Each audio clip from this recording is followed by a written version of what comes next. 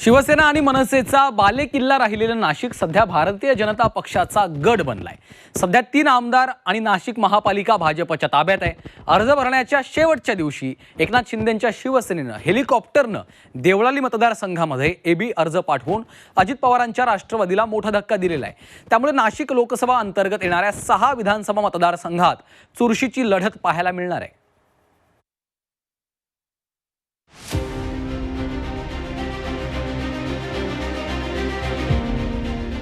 कुंभमेळा, द्राक्ष आणि वायनरी उद्योगासाठी नाशिक शहर संपूर्ण देशभरात प्रसिद्ध आहे।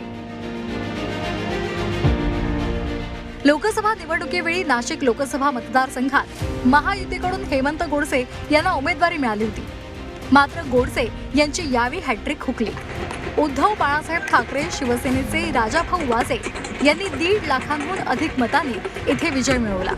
गोडसे यांना सिन्नरमध्ये सर्वात कमी तर देवळाली, इगतपुरी आणि नाशिक मध्य या 3 मतदारसंघातून 75,000हून कमी मतं मिळाली, तर नाशिक पूर्व आणि पश्चिम मधून लाखांच्या वर मतं मिळाली। नाशिक पश्चिम, नाशिक मध्य आणि नाशिक पूर्व हे शहरातले 3 महत्त्वपूर्ण विधानसभा मतदारसंघ भाजपच्या ताब्यात आहेत, तर देवळाली कॅम्प सिन्नर अजित पवार यांच्या राष्ट्रवादीकडे तर इगतपुरी काँग्रेसकडे आहे। लोकसभा निवडणुकीनंतर आता विधानसभा निवडणुकीमध्ये सर्वच जागांवर चुरस पाहायला मिळणार आहे। सिन्नर मतदारसंघ उद्योग नगरी म्हणून ओळखला जातो। या मतदारसंघातून 4 वेळेला माणिकराव कोकाटे हे आमदार राहिले। 1999 पासून त्यांनी या मतदारसंघात आपलं वर्चस्व स्थापन केले। गेल्या वेळी राजाभाऊ वाजे यांना कोकाटे यांनी केवळ 2000 मतांनी पराभूत केलेलं होतं आणि आमदारकी मिळवली होती। त्यामुळे आता महाविकास आघाडीमध्ये शरद पवार यांच्या राष्ट्रवादीकडून उदय सांगळे यांना उमेदवारी देण्यात आली आहे। त्यामुळे राष्ट्रवादी विरुद्ध राष्ट्रवादी असा सामना इथे पाहायला मिळणार आहे।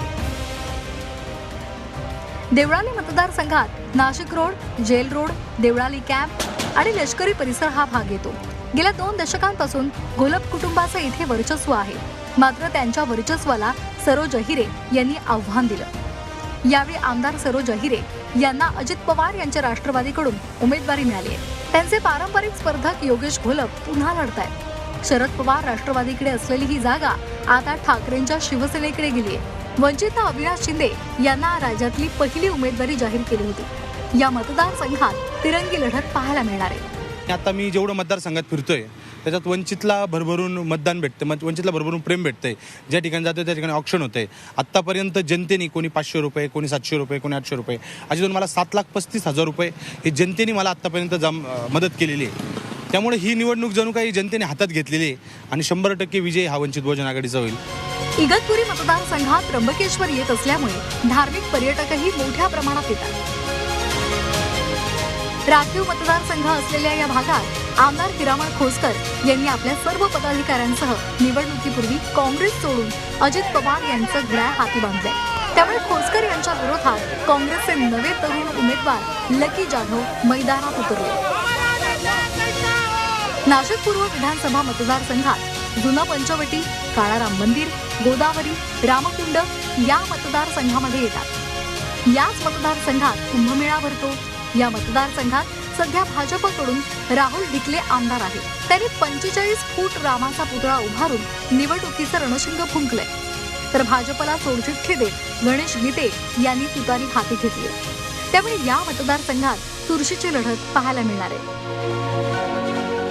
नाशिक मध्य मतदारसंघ म्हणजे शहराचं हृदयस्थान। नाशिक महापालिकेपासून सर्व महत्त्वपूर्ण शासकीय कार्यालय याच भागात आहेत। या मतदारसंघात सलग 2 वेळेला निवडून गेलेल्या भाजपच्या देवयानी फरांदे यांच्या समोर ठाकरेंच्या शिवसेनेकडून वसंत गीते मैदानात आहेत। काँग्रेसच्या हेमलता पाटील या अपक्ष निवडणूक लढवत असल्यामुळे सामना तिरंगी होणार आहे। नाशिक पश्चिम मतदारसंघामध्ये औद्योगिक वसाहती मोठ्या प्रमाणात आहेत। गंगापूर रोड ते महात्मा नगर हा विकसित भाग आहे। तसंच सिडको आणि सातपूरचाही भाग याच मतदारसंघातला आहे। भाजपच्या सीमा हिरे या 2 वेळेला या मतदारसंघातून निवडून आल्या। यंदाही त्यांना भाजपकडून उमेदवारी मिळाली आहे। महाविकास आघाडीमध्ये उद्धव ठाकरे यांच्या शिवसेनेचे सुधाकर बडगुजर यांना तिकीट मिळाले। भाजपमधून बंडखोरी करून मनसेमध्ये प्रवेश दिलेले दिनकर पाटील यावेळी मैदानामध्ये आहेत। आणि त्यामुळे इथली लढत आपल्याला तिहेरी दिसणार आहे.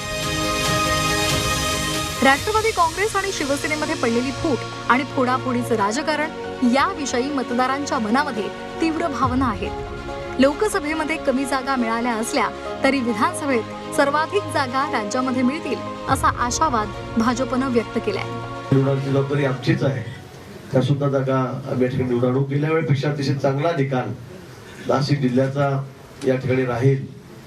पण त्याचबरोबर मी आपल्याला पुन्हा सांगेल की उत्तर महाराष्ट्रामध्ये अतिशय चांगलं वातावरण महायुतीसाठी या ठिकाणी आहे. गेल्या 3 वर्षांपासून नाशिक महापालिकेत असलेल्या प्रशासकीय राजवटीनं भ्रष्टाचाराचा कळस गाठलाय.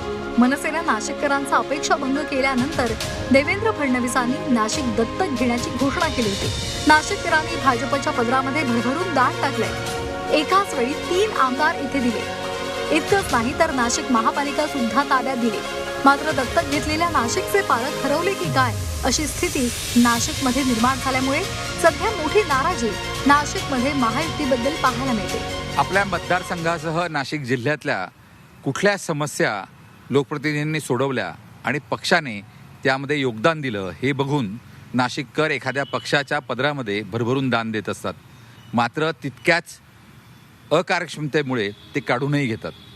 त्यामुळे यावेळी नाशिककर विधानसभा मतदारसंघामध्ये कुणाच्या पदरात दान टाकतात याकडे सर्वांचं लक्ष लागलं आहे. व्हिडिओ जर्नलिस्ट सोनू भिडेसह योगेश खरे, झी मीडिया, नाशिक.